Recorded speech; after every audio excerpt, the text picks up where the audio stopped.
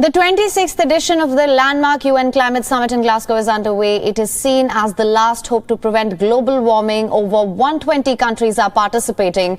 The world leaders are making numerous promises to curb the climate change. However, there are few who have decided to remain away from it. One of them, like I mentioned, is the biggest emitter of methane gas, Russia. Kremlin spokesperson has confirmed this in an official statement. I'm quoting here, the president will not speak to the COP26 indeed, because the participation via video conference is not envisaged in Glasgow. However, there will be a conference on forest and land management within the Climate Change Summit, and the president has already recorded a video message to participants of this conference.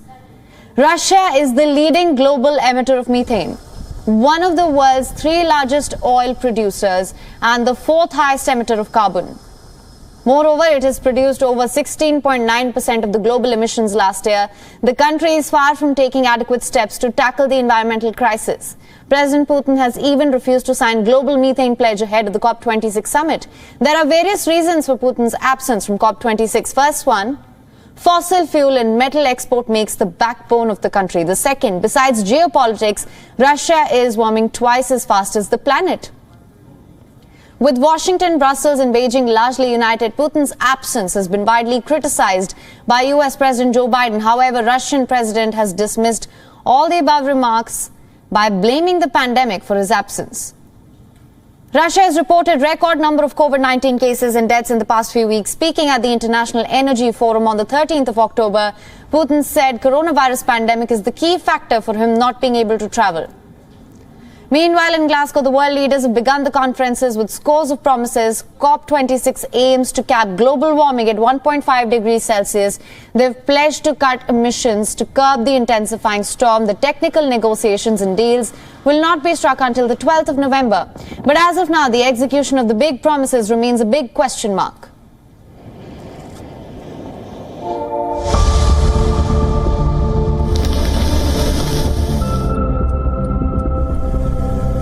We know that our shared planet is changing for the worse.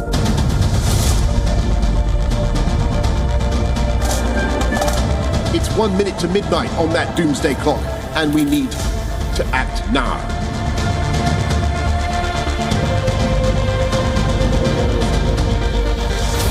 So we need constructive dialogue. It's time, it's time, it's time.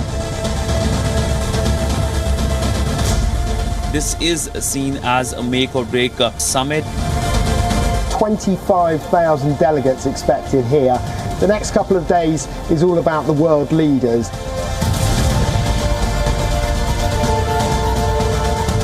COP26 Summit, direct from Glasgow. October 31st to November 12th, only on WION. World is One.